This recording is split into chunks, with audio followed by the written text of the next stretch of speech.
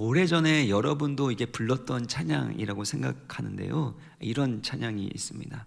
세상은 평화 원하지만 전쟁의 소문 더 늘어간다. 이 모든 인간 고통 두려움 뿐 그 지겨움 끝없네. 여러분 이 노래 불러보셨죠? 예. 노래도 뭐 신나게 부르는 거지만 사실 가사 그 내용 그 자체는 평화를 사랑하고 평화를 원한다라고 말하지만 전쟁이 끊이지 않는, 사람들 사이 가운데 이 분쟁과 다툼과 상처와 고통이 끊임없이 일어나고 있음을 노래하고 있습니다. 윌 두란트는 역사의 교훈이라는 책에서 전쟁은 역사의 상수다라고 말하면서 문명과 민주주의가 발전하더라도 전쟁은 줄어들지 않았다. 기록된 역사가 3421년 중에 전쟁이 없었던 때는 불과 268년이다 라는 말이 있습니다. 지금도 팔레스타인의 분쟁과 전쟁, 또 러시아, 우크라이나, 미국과 이란 사이에 일어나는 그 전쟁들을 보면 온 세계가 전쟁의 소용돌이에서 벗어나지 못하고 큰 피해와 고통을 겪고 있는 것을 보게 됩니다. 이런 분쟁과 다툼은 사실 우리 인간 관계 가운데도 끊임없이 일어나고 있다는 것입니다. 심지어 가장 사랑하고 가까이 있는 가족들 사이에도 이 갈등과 다툼이 일어나고 있고 또 서로 미워하고 경멸하는 모습까지 보이고 있다는 것이죠. 어떻게 이런 일들이 일어날 수 있을까 싶은데, 여러분 TV 드라마 제목 중에 부부 클리닉 사랑과 전쟁 아시죠?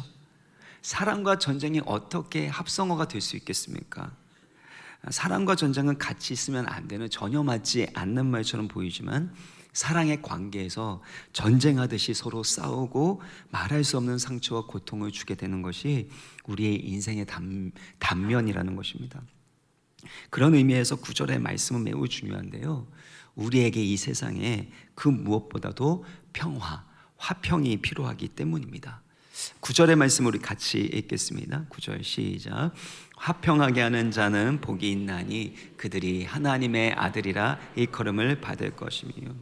화평하게 하는 자에게 복이 있다라고 말씀하고 그가 정말 행복한 사람이다 라는 말씀입니다. 근데 여기에서 화평을 원하는 사람, 평화를 사랑하는 사람이 행복하다라고 표현하고 있지 않았다라는 것에 주목하셔야 됩니다. 화평하게 하는 자라는 것은 에이레나라는 평화라는 것 단어와 또 포이에오라는 행하다 만들다라는 두 단어가 합성된 것입니다.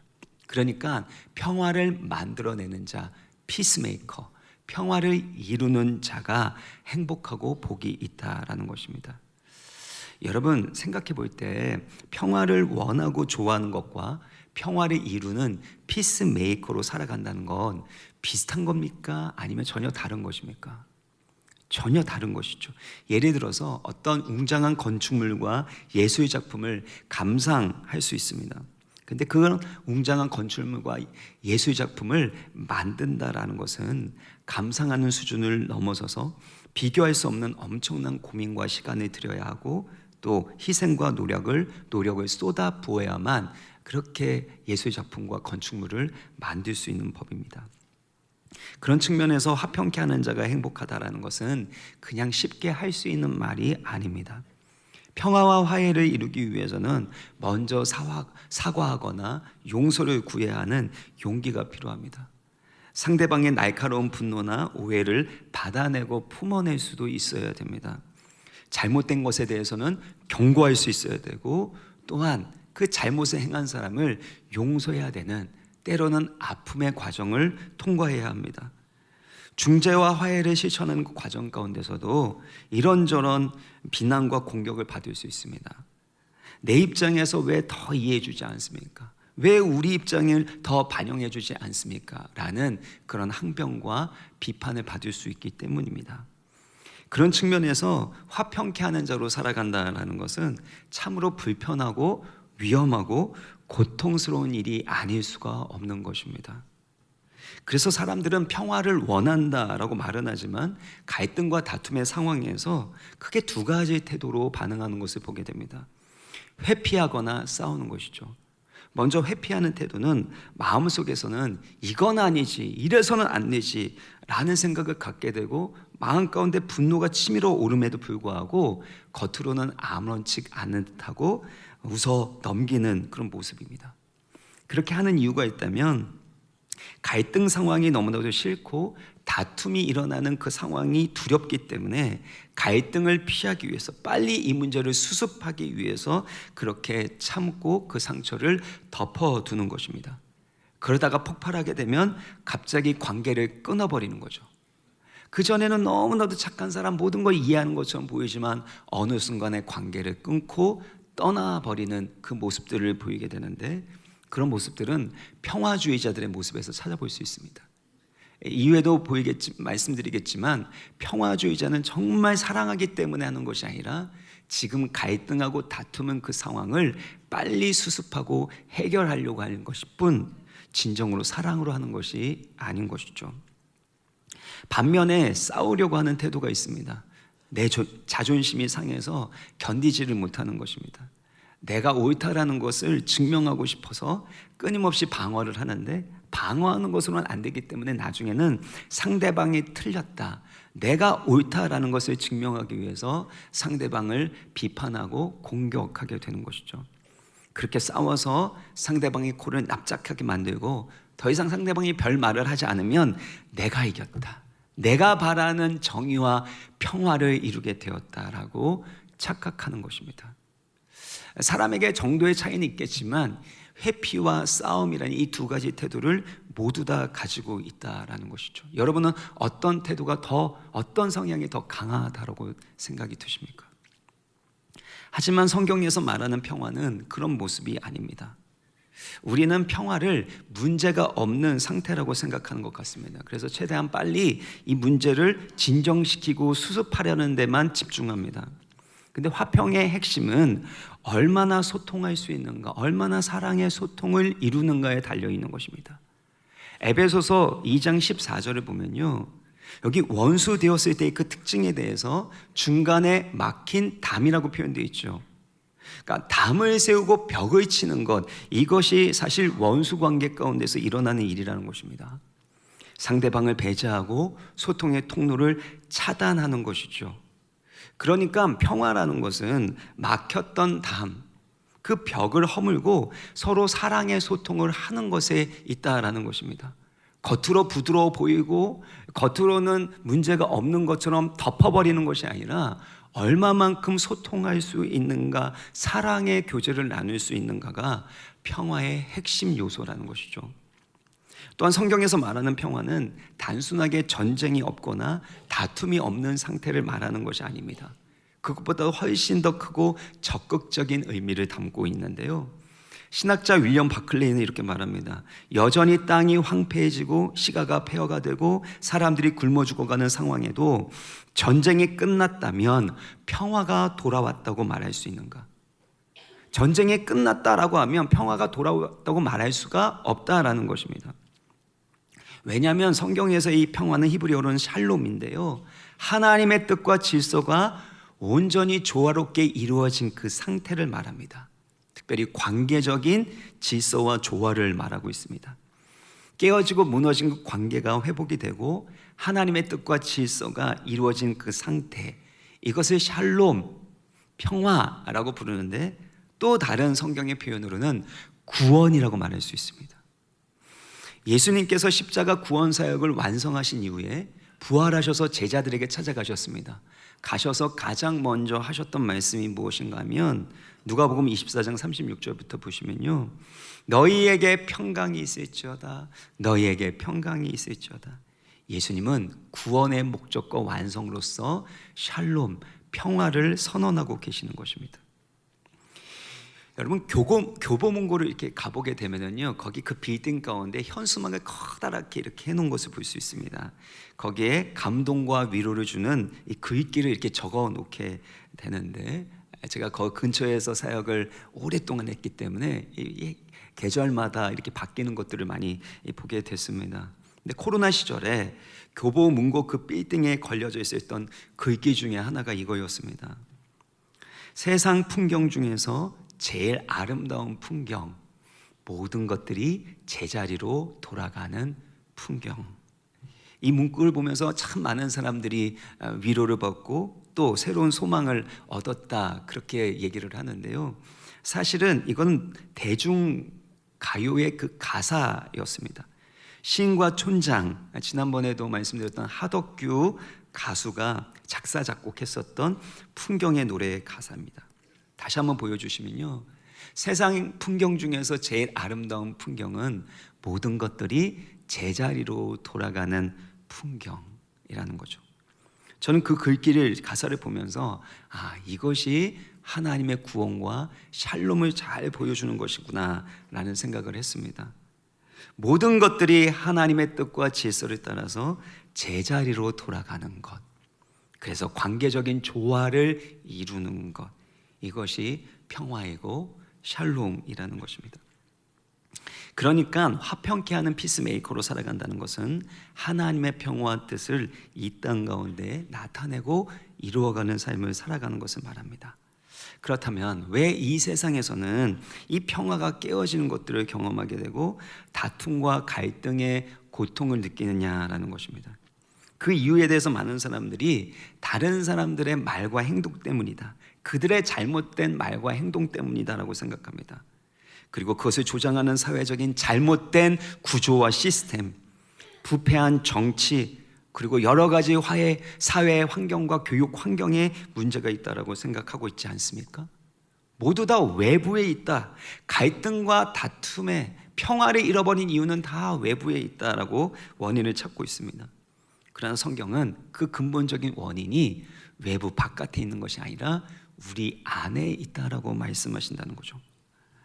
야고보서 4장 1절의 말씀을 우리 같이 읽겠습니다. 시작. 너희 중에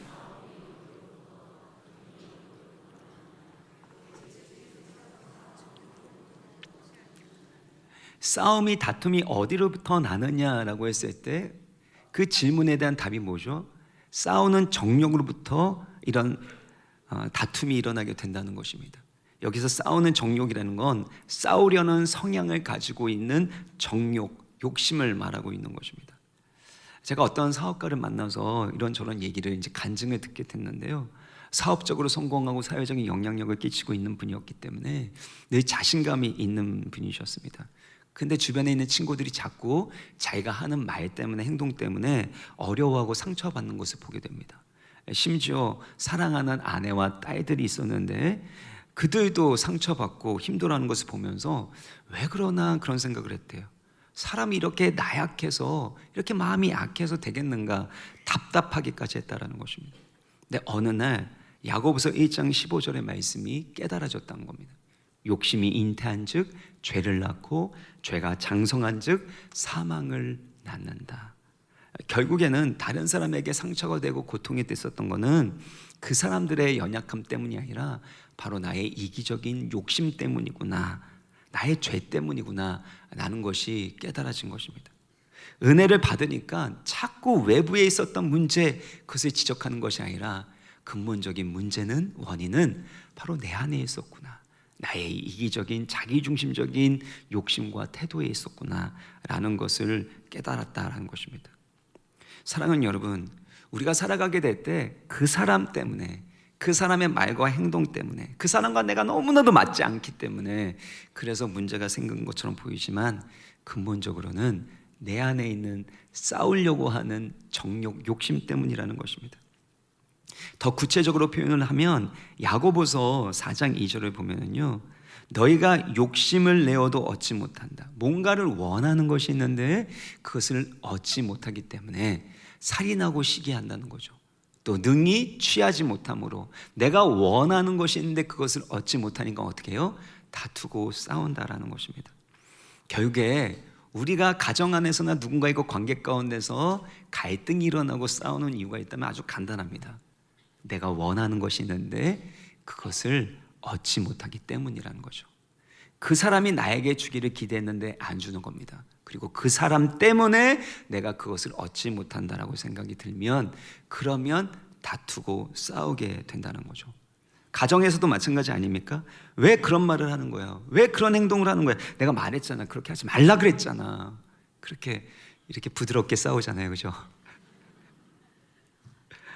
내가 뭔가를 원하는 게 있는데요, 그 원하는 것을 상대방이 주면 싸울 필요가 없는 겁니다. 자녀들도 마찬가지입니다. 자녀들에게 원하는 게 있습니다. 기대하는 것이 있습니다.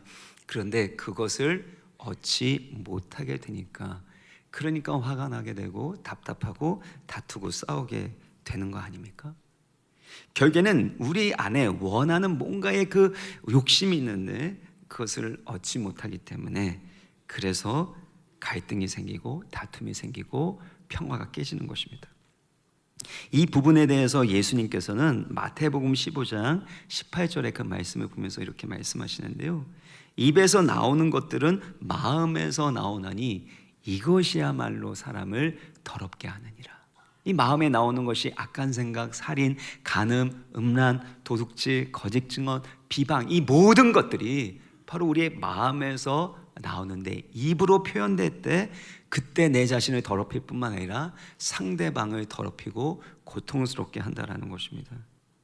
그래서 우리 가운데 이 화평의 문제를 해결하기 위해서 필요한 것이 있다면, 첫 번째, 우리의 마음을 정결하게 하는 것입니다. 성경에서 이 화평과 거룩함은 서로 짝을 지어서 등장하는 것을 보게 됩니다. 요한복음 17장에도 보면 예수님께서 마지막으로 대제사장적인 기도를 하셨는데요, 그때 두 가지 이 기도 제목입니다. 첫 번째는 제자들의 거룩함, 성결함을 위해서 기도하셨고, 그 다음에는 제자들의 하나됨을 위하여, 화합을 위하여 기도하셨던 것입니다. 히브리서 12장 14절을 보면요, 같이 읽겠습니다. 시작. 모든 사람과 더불어 화평함과 거룩함을 따르라.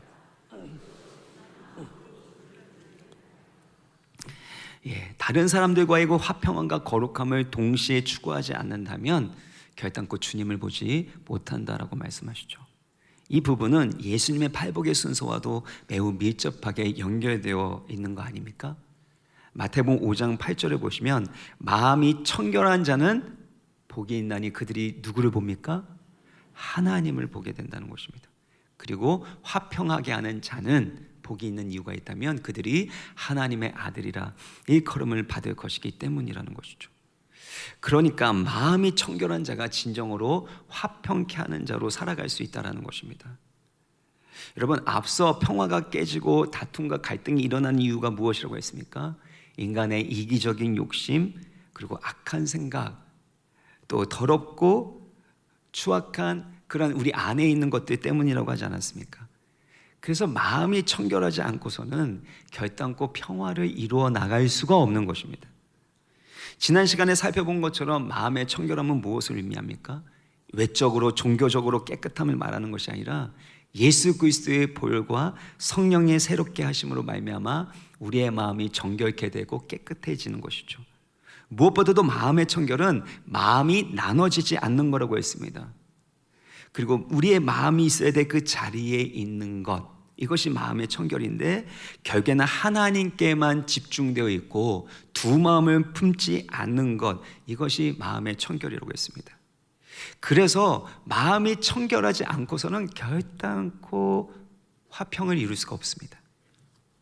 예를 들어서 어떤 사람이 자꾸 내가 옳다라는 그 마음, 내가 옳다라는 그 교만한 마음이 있습니다. 어떤 사람은 자기의 유익과 그 자존심을 지키려는 그 마음을 가지고 있다고 생각해 보세요. 그 사람들이 과연 평화를 이룰 수 있겠습니까? 누군가와 협의하고 중재하려고 할지라도 결국에는 그 사람은 자기의 이익을 챙기고 자기가 옳았음을 증명하려고 할 것이고 자기 자존심을 지키는 방향으로 말하고 행동할 것입니다. 또한 내 마음 가운데 억울함과 원통함이 있어요. 미움과 분노가 가득 차 있는데 어떻게 다른 사람과 화평할 수 있겠냐라는 것입니다. 마음에 가득한 것을 입으로 말하는 거 아닙니까? 사무엘상 1장을 보면요, 분인나가 한나를 심히 괴롭히는, 또 격분케 하는 그 장면이 나옵니다. 그 이유를 살펴보면 분인나 입장에서는 이해가 되는 겁니다. 왜냐하면 아이를 낳고 그렇게 배 아파서 그 고통 가운데 아이를 낳아서 대를 이어주면서 아이를 그렇게 정성껏 키우고 있는데 남편은 자기 자신을 사랑하는 그 분인나를 사랑해 주는 게 아니라 한나를 사랑하는 겁니다. 아니, 어떻게 이렇게 부조리한 일이 일어날 수 있냐는 거예요. 그러니까 사랑받지 못한 아내의 그 고통스러운 그 마음, 그것이 얼마나 상처가 되고 그 마음이 얼마나 괴롭고 지옥 같았겠냐라는 겁니다. 자기 마음이 괴롭고 지옥 같으니까 어떻게 해요? 상대방도 괴롭히고 지옥같이 만들려고 한다라는 것입니다. 진짜 악한 사람이 아니고서는요, 의도적으로 그렇게 악하게 행동하는 게 아닙니다. 물론 의도적으로 하는 악한 사람들도 있지만 대부분은요, 내 마음이 그렇게 괴롭고 내 마음이 지옥 같고 내 마음에 악이 가득 차 있기 때문에 그것이 입으로 표현되고 보상받고 싶어 하려는 거죠. 사랑하는 여러분, 내 마음이 이처럼 평화가 없는데, 내 마음 가운데 하나님이 주시는 위로와 사랑이 없는데 어떻게 다른 사람과 화평을 이룰 수 있냐라는 것입니다. 그래서 문제를 수습하고 해결하는 것 그 자체가 중요한 것이 아니라 어떻게든 우리의 마음이 먼저 청결해지는 것이 필요합니다. 하나님의 은혜 가운데 온유해지고 긍휼이 채워지게 되고 마음이 청결하게 되어질 때 화평한 자로 살아갈 수 있는 것이죠. 사랑하는 여러분, 여러분 가운데 갈등과 다툼이 있습니까? 그렇다면 여러분의 마음은 청결해져 있습니까? 두 번째는요, 십자가의 사랑과 권리 포기를 하는 것입니다. 고대 헬라 문헌을 보면 화평케 하는 자라는 말은 주로 왕이나 황제가 전쟁을 끝내고 나서 제국의 평화를 가져왔을 때 그때 화평케 하는 피스메이커라는 표현을 했습니다. 당시의 평화라는 것은 힘과 군사력을 가지고 있는 사람에 의해서 이루어질 수 있는 거라고 생각을 했던 거죠. 그래서 예수님 당시에 로마 시대를 팍스 로마나 시대라고 말하지 않습니까? 로마에 의해서 어느 정도 전쟁이 없어지고 나름대로 평화를 유지하고 있는 그 상태라고 해서 팍스 로마나, 바로 로마의 평화 시대라고 말하게 되는데요, 사실 이런 평화는 로마의 칼과 무기와 힘과 군사력에 의해서 유지되는 평화입니다. 정복자 입장에서는 평화이지만 당하는 사람 입장에서는 압제당하는 것이고 인권과 주권이 유린당하는 거 아닙니까? 여러분, 자율학습 시간에 저희 때는요, 그 공부하다가 힘 있는 친구가 갑자기 조용해! 그러면 갑자기 잠잠해지고 평화가 찾아왔습니다. 그 친구가 막 하면서 떠들면은 아무도 그것들을 제어하지 못하는 그런 평화. 이것이 과연 진짜 평화라고 말할 수 있습니까? 이렇게 힘으로 유지되는 평화는 인간의 조작에 의해 자기중심적으로 이루어지는 가짜 평화인 것입니다. 예수님 당시 유대인들의 가장 큰 갈망과 소원이 있었다면 로마의 압제로부터 그들을 구원해낼 정치적 메시아, 군사적 메시아를 원했습니다. 그 메시아가 오면 정복자들을 물리치고 우리에게 평화를 가져다 줄 것이다, 그렇게 기대했던 것이죠. 하지만 참된 메시아 되시는 하나님의 아들 예수 그리스도께서는 그런 방식으로 세상을 구원하지 않으셨고 그런 방식으로 세상에 평화를 주신 분이 아니라는 것입니다. 골로새서 1장 20절의 말씀을 우리 같이 읽겠습니다. 시작. 그의 십자가의 피로 화평을 이루사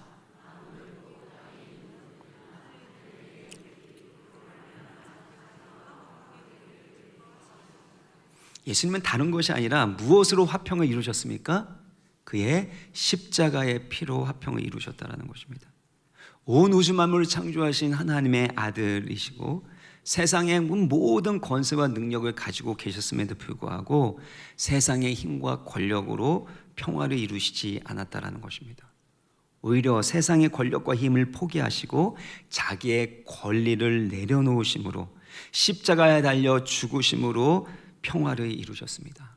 이때 주목해야 될 것은요, 하나님이 완성하시고 우리 가운데 주신 평화는 값싼 평화, 싸구려 평화가 아니었다는 것입니다.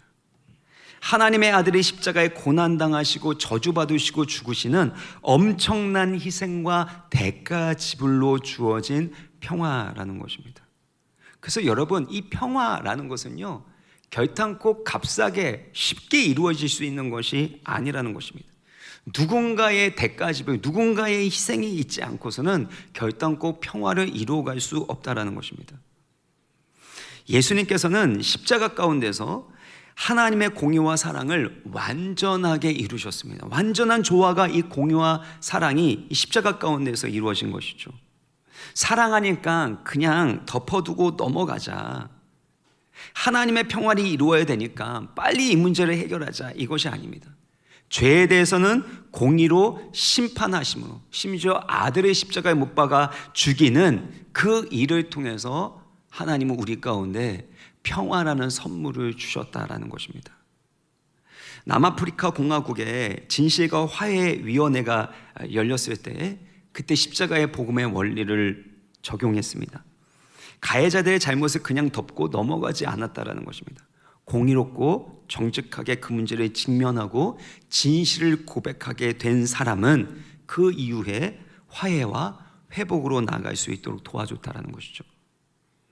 예수님이 행하시는 것도 마찬가지입니다. 여러분, 평화를 이룬다는 것이 공의를 덮어둔 채 그냥 다 모든 것이 없던 것처럼 덮어주고 빨리 문제를 해결하는 것에 있지 않는 것입니다. 하지만 이 모든 과정 가운데 정의를 주장하는 것을 통해서는 결단코 평화는 이룰 수 없습니다. 예수님은 정의를 외쳤던 분이 아니라 그 정의를 위하여 자기의 권리를 포기하시고 희생하신 분이라는 것입니다. 예수님께서 정의는 외치셨지만, 진리는 외치셨지만 우리를 위하여 십자가에 달려 죽으시지 않으셨다면, 내가 여기까지 했으니까 십자가는 못 지겠다라고 하셨다면 과연 우리 가운데 어떻게 구원과 평화가 주어질 수 있었겠습니까? 그러므로 예수 그리스도의 십자가의 그 죽음, 권리 포기, 자기 죽음을 통해서 평화가 이루어졌다라는 것입니다. 자기가 똑똑한 줄 알고 다른 사람들을 판단하고 비판하는 사람의 그 말과 행동을 통해서는 결단코 평화가 이루어질 수 없습니다. 지기 싫어하고 내 자존심을 내세우고 지키려고 하는데 어떻게 피스메이커가 될 수 있겠습니까? 피스메이커가 되는 것이 아니라 트러블 메이커가 되는 거 아니겠습니까? 트러블 메이커는 다른 것이 아닙니다. 어떤 환경과 순간이 됐을 때 내 뜻, 내 생각, 내 주장을 고집하는 사람, 고집을 부리는 사람들은 트러블 메이커가 될 수밖에 없습니다. 내 생각과 다른 사람의 생각이 맞지 않을 때 그것들을 맞춰 나가려고 하지 않습니다. 내가 옳다는 것을 증명하기 위해서 다른 사람이 틀렸음을 증명하려고 비판하는 일들도 하게 됩니다. 사실 다른 것이지 틀린 것이 아닙니다. 어떤 문제를 바라보는 데 있어서 정말 틀린 내용이 있습니다. 하지만 많은 경우에는 다른 것일 뿐, 진리라는 하나님 원하시는 그 회복을 이루어가는 그 과정 가운데서는 여러 가지 방법이 있을 수 있는 것입니다. 그런데 이것이 진리라고 주장하다 보면요, 결국 어때요?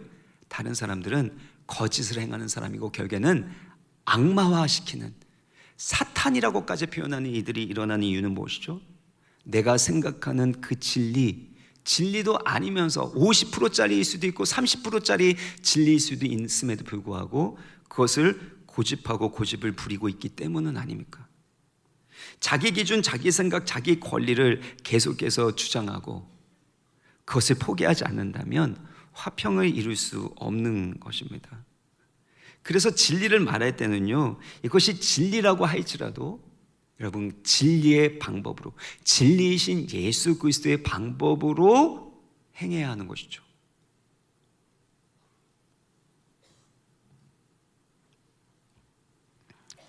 나의 권리를 포기하고 자기 욕심을 버리지 않고서는 결단코 화평을 이룰 수 없습니다.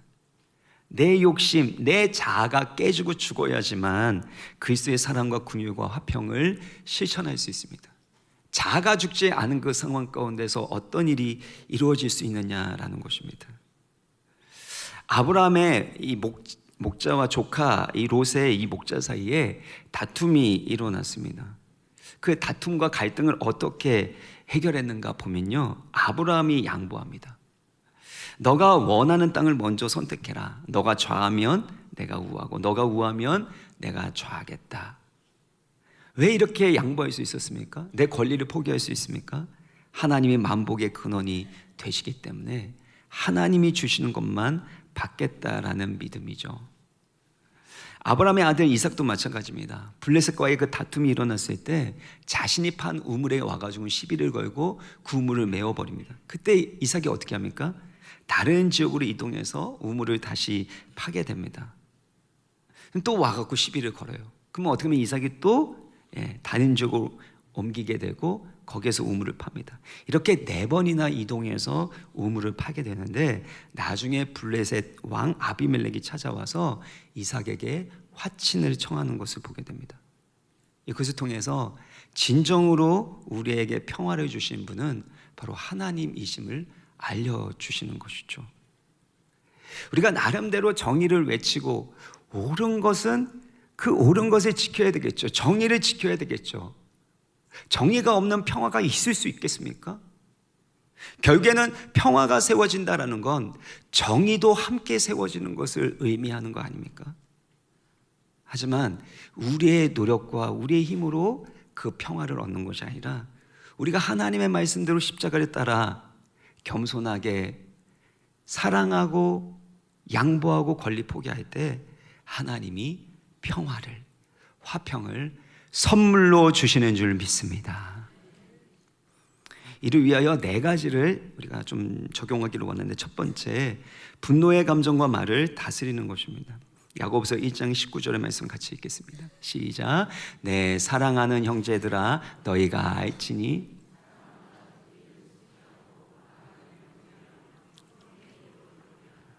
여러분, 마음 가운데 부정적인 감정이 일어나게 되고 분노가 일어나게 되면 우리가 하는 말에서 반드시 실수가 일어나게 되고 누군가에게 상처 주는 말이 됩니다.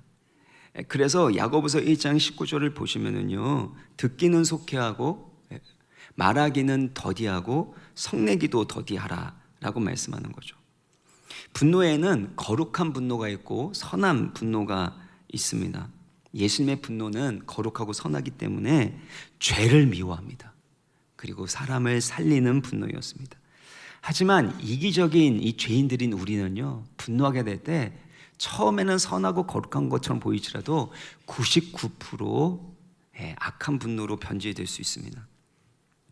어떻게 알 수 있냐면요, 여러분이 분노하게 될 때 상대방에 대해서 여전히 사랑할 뿐만 아니라 존귀 여기고 존중하는 마음이 있다면 여러분의 분노는 선한 분노의 가능성이 매우 높습니다. 그런데 우리가 분노할 때 보면요, 처음에는 사랑하는 마음으로 시작을 했는데 우리 자녀들을 혼낼 때도 마찬가지 아닙니까? 여러분, 처음에는 사랑하는 마음으로 이렇게 하면 안 돼! 그랬는데 어느 순간에 자녀에 대해서 멸시하는 마음을 가질 때가 있지는 않으셨습니까? 남편에 대해도 마찬가지고 우리 배우자에 대해서 모든 것도 마찬가지죠. 여러분, 분노하다 보면요, 결국엔 상대방을 멸시하거나 경멸하는 마음을 품게 되기 때문에 분노할 때는 반드시 주의해야 되고 조심해야 됩니다. 다른 사람에 대해서 경멸하거나 낮춰 비하하거나 아니면 멸시하는 순간 여러분의 분노는 변질되기 때문입니다. 그래서 두 번째로 상대방을 존중하는 것이 필요합니다. 우리 노란색만 읽도록 하겠습니다. 시작. 오직 겸손한 마음으로 각각 자기보다 남을 낮게 여기고. 어떤 성도님이 남편과의 관계에서 자꾸 부딪히고 갈등이 생기는 겁니다. 그래서 괴로워서 힘들어서 이제 기도를 하는데 주님께서 십자가를 보여주시면서 너의 남편이 너보다 나은 사람이다. 그러니까 인정하고 존귀 여겨라. 처음에는 쉽지 않았는데 십자가를 바라보면서 자기 모습을 보게 되니까 남편이 더 나은 사람이라는 주님의 그 마음 주신 것에, 그 말씀에 인정할 수밖에 없었다는 겁니다. 그래서 남편을 존귀 여기는 마음으로 그렇게 말하고 행동을 했는데 어느 순간부터 남편도 변해 있더라는 거예요. 그래서 나중에 좀 시간이 지나가서 물어봤대요. 요즘 당신 달라진 것 같은데 어떻게 이렇게 달라진 거야? 그랬더니 그 남편도 기도하는데 어느 날 주님께서 너의 아내가 너보다 나은 사람이다. 존귀 여겨라. 그런 마음을 주셨대요. 근데 딱 보니까 아내가 이미 말이나 태도가 달라져 있는 거예요. 주님 말씀이 맞구나. 우리 아내가 나보다 항상 더 나은 사람이구나. 그 마음을 갖게 되니까 그 부부 관계 가운데 있었던 이 갈등과 이 다툼이 반목이 해결될 수 있었다라는 것이죠. 여러분, 십자가의 마음이 무엇입니까? 나보다 남을 낮게 여기는 겁니다. 나를 낮추고 상대방을 존귀 여기는 것, 이것이 바로 십자가의 정신인 것이죠. 세 번째는요, 용서로 막힌 담을 허무는 것입니다. 에베소서 2장 14절 같이 읽겠습니다. 시작. 그는 우리의 화평이신지라 둘로 하나를 만드사 원수된 것. 원수된 것을 중간에 그 벽을 세운 것으로 표현하고 있다는 것에 주목하셔야 돼요. 여러분, 누군가가 미워지게 되잖아요. 그래서 원수지간이 되는 건 원한이 생겼다는 것을 의미하는데, 그 원한과 미움이 생기면 반드시 벽을 치거나 담을 쌓게 되어 있습니다.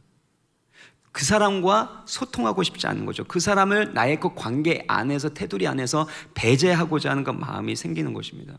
여러분, 누군가를 좀 싫어하고 미워하고 뭐 게 껄끄러운데, 아유, 거기는 원수까지는 아니니, 이런 생각할 수 있지만, 하나님 보실 때 여러분이 담을 세우는 순간, 누군가를 배제하고 편을 가르는 순간, 그것은 원수짓하고 있는 것입니다. 그래서 우리 가운데 필요한 것은, 우리가 원수 되었을 때, 죄인 되었을 때 우리를 사랑하고 용서하셨던 것처럼 우리도 용서하는 것입니다. 어떻게 용서하는 것입니까? 로마서 12장 19절 말씀에 있겠습니다.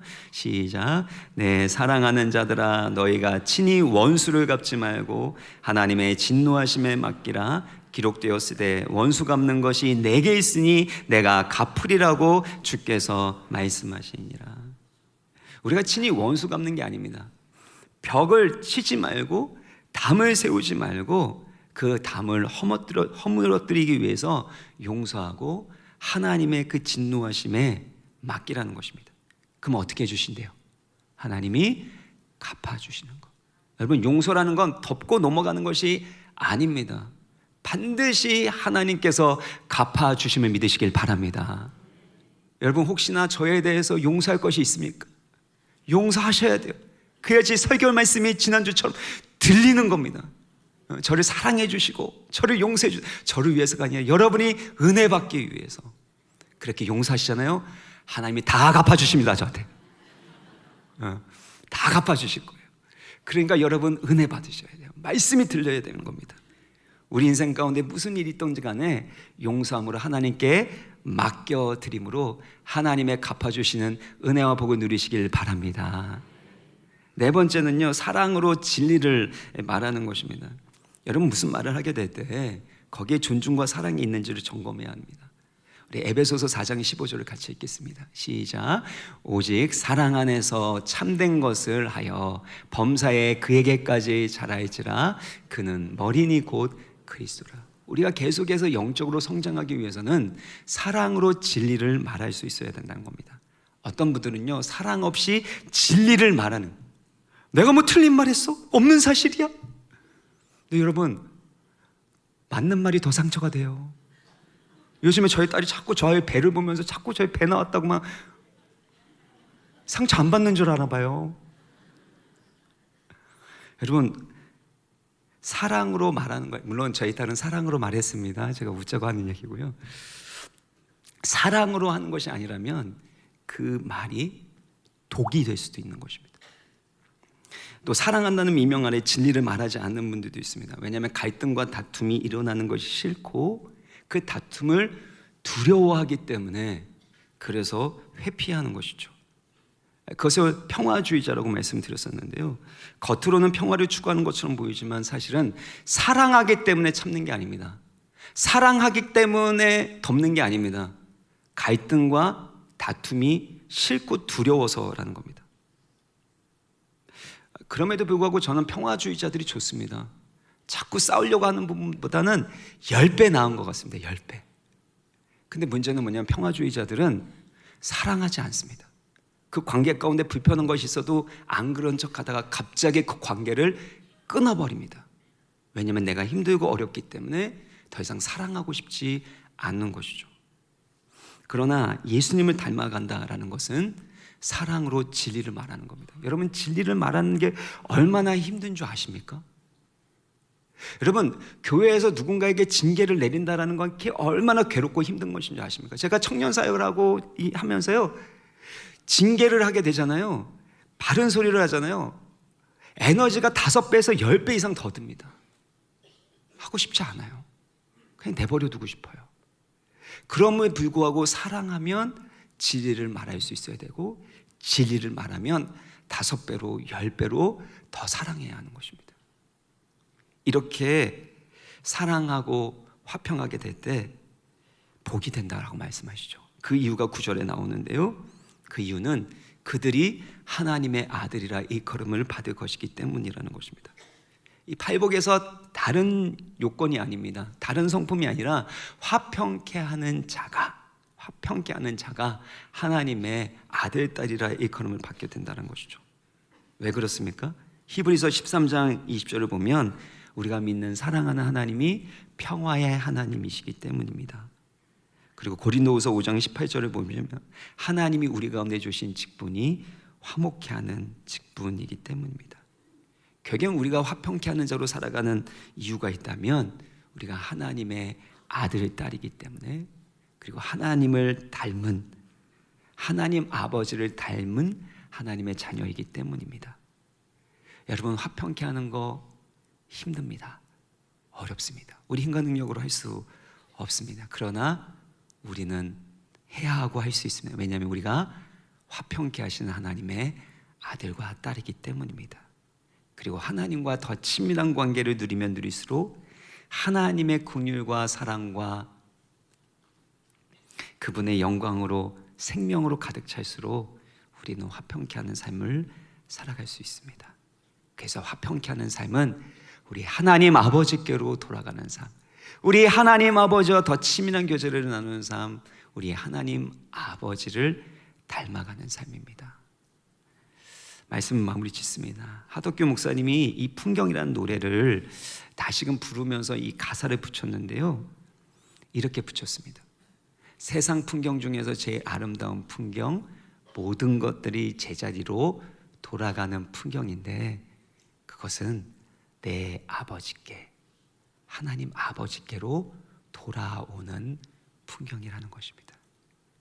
모든 것이 하나님 아버지께로 돌아오는 그 풍경을 이룰 수 있는 하나님 아버지를 닮은, 하나님을 사랑하고 하나님과 친밀한 교제를 누리는 하나님의 자녀 되시기를 주님의 이름으로 축원합니다. 우리 같이 찬양하겠습니다. 주는 평화, 막힌 담을 모두 허셨습니다. 주는 평화, 막힌 담을 모두 허셨네. 주는 평화, 우리의 평화. 주는 평화, 모든 막힌 담을 허물어 주옵소서. 막힌 담을 모두 허셨네. 주는 평화, 우리의 평화, 우리의 평화. 염려다 맡기라, 염려다 맡기라. 주가 돌보시니 할렐루야. 주는 평화, 우리의 평화. 염려다 맡기라, 염려다 맡기라. 주가 돌보시니 주는 평화, 우리의 평화. 우리 다 같이 믿음으로 일어나서 찬양하겠습니다. 주는 평화, 주는 평화. 우리의 모든 막힌 담이 허물어지게 하여 주옵소서. 우리의 평화 되시는 예수 그리스도의 십자가의 능력으로 허물어 주시고 하나 되게 하여 주시길 원합니다. 주는 평화, 우리의 평화. 주는 평화, 막힌 담을 모두 허셨네. 우리 평화로 이루신 이 일을 우리 가운데 계속해서 행하십니다.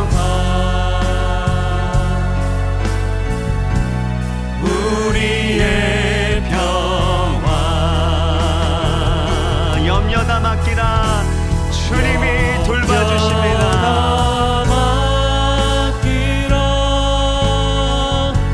주가 돌보시니 주는 평화 우리의 평화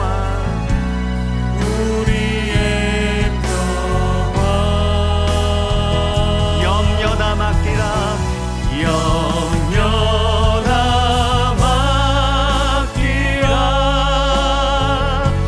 주가 돌보시니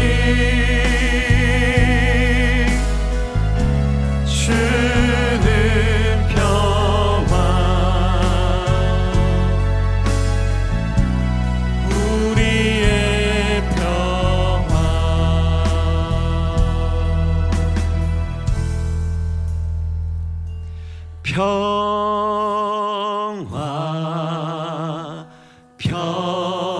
평화로다. 하늘 위에서 내려오네.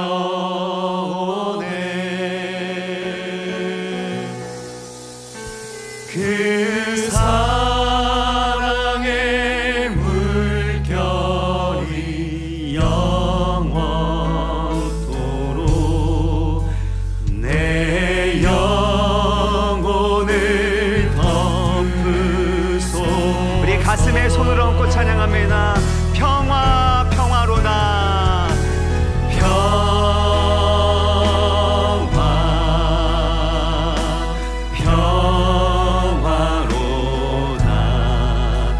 하늘 위에서 내려오네. 그 사랑의 물결 그 사랑의 물결이 영원 내 영혼을 덮으소서. 내 영혼을 덮으소서. 이 시간 우리 가슴에 손을 얹은 채 기도하겠습니다. 우리 모두가 평화를 원하고 평화를 사랑하지만 실제 우리의 삶 가운데 화평케 하는 자로 평화를 이루는 자로 살아가지 못하는 이유가 있다면 우리의 마음이 청결하지 않기 때문입니다. 우리의 마음 가운데 예수 그리스도의 십자가의 그 사랑과 권리 포기의 그 능력이 없기 때문입니다. 여전히 내 욕심, 내 방식, 내 기준 이것들이 중요하고 내가 원하는 정의, 내가 원하는 평화를 고집하기 때문에 우리는 평화를 이룰 수 없는 사람들입니다. 그래서 예수님께서 우리를 위하여 우리를 대신하여 십자가에 달려 죽으시고 부활하심으로 십자가로 화평을 이루신 줄 믿습니다. 그 십자가의 사랑과 용서, 그 하나님의 사랑의 물결로 나의 영혼을 충만하게 하여 주옵시고 그 사랑의 물결이 평강의 물결이 흘러넘쳐서 우리의 가정을 적시게 하여 주시고 우리의 공동체를 적시게 하여 주시고 주여 이 세상을 변화시키게 하여 주옵소서. 이 시간에 주여 한번 간절히 부르고 기도합니다. 주여. 사랑과 은혜가 풍성하신 주님 아버지 감사합니다. 오늘도 우리에게 허락하신 아버지의 귀한 평화의 마음을 깨닫게 해주시니 감사합니다. 아버지 먼저는 우리의 마음이 청결한 자가 되길 원합니다. 아버지 우리가 평화를 만들어내는 자로 살아가기 위하여 먼저 내 마음속 아버지 주 예수 그리스도의 사랑으로 가득 넘쳐나는 그러한 평화를 허락해 주시옵소서. 아버지 때로는 아버지 우리가 그러한 일들을 경험하기 위하여 아버지 참 많은 어려움과 아버지 불편함을 겪을지라도 그럼에도 불구하고 주님께서 우리에게 가르쳐주신 그 십자가 사랑 우리 그 권리 포기의 그 마음대로 아버지 우리가 무장되어 나아갈 때에 아버지 사람의 힘으로 조작된 평화로 이루는 것이 아니라 주 예수 그리스도께서 해주신 그 놀라운 십자가 대속에 은혜 그런 화평을 이루게 될 줄로 믿습니다. 아버지 분들의 감정과 말을 다스리게 하시고 상대방을 존중케 하여 주시고 용서로 막힌 담을 허물 수 있는 그런 믿음과 마음을 더하여 주시옵소서. 사랑의 말, 진리의 말을 하게 하시되 온전히 예수 그리스도의 마음을 닮아서 아버지 우리의 마음이 먼저 정결하게 되게 해주시고 그래서 정말 우리가 앞에 되는 자로 살아갈 수 있도록 주여 그러한 믿음과 은혜를 더하여 주시옵소서. 이 자리에 모인 우리 모두의 마음이 그러한 마음이 되길 소망합니다.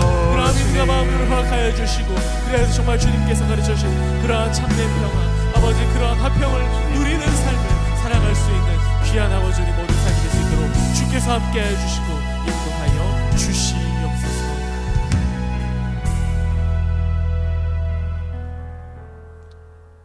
자비로우신 하나님 아버지, 우리가 평화를 원하고 평화를 사랑하지만 평화를 이룰 수 없는 너무나도 이기적이고 연약한 죄인인 것을 고백합니다.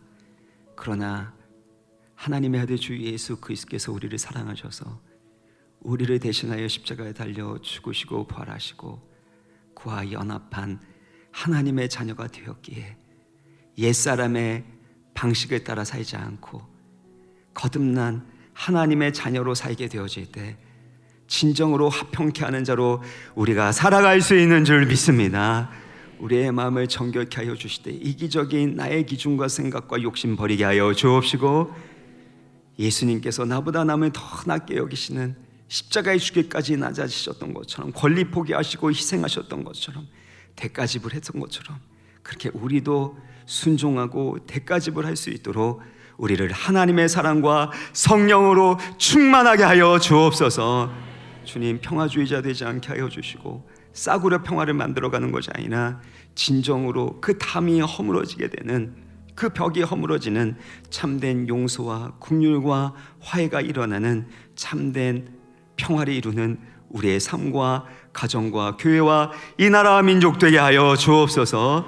주님께서 주의 은혜 감사함으로 올려드리는 11조를 비롯한 각양 예물을 기쁘게 받아주시고 이 물질이 쓰이는 곳마다 놀라운 평화와 구원의 역사가 일어나게 하여 주옵소서. 환우들이 치유하여 주시되 예수 그리스도의 치유의 이름 보혈의 능력으로 치유하여 주시고 강건케 하여 주셔서 하나님 나라의 영광을 살아갈 수 있게 하여 주시고, 삶의 모든 문제들도 우리의 평강 되시는 주님께 감사함으로 기도할 때마다 때를 따라 도와주시는 은혜와 평강으로 다스려 주시고 역전시켜 주시옵소서. 평화의 왕 되신 예수 그리스도 이름으로 기도합나이다. 아멘.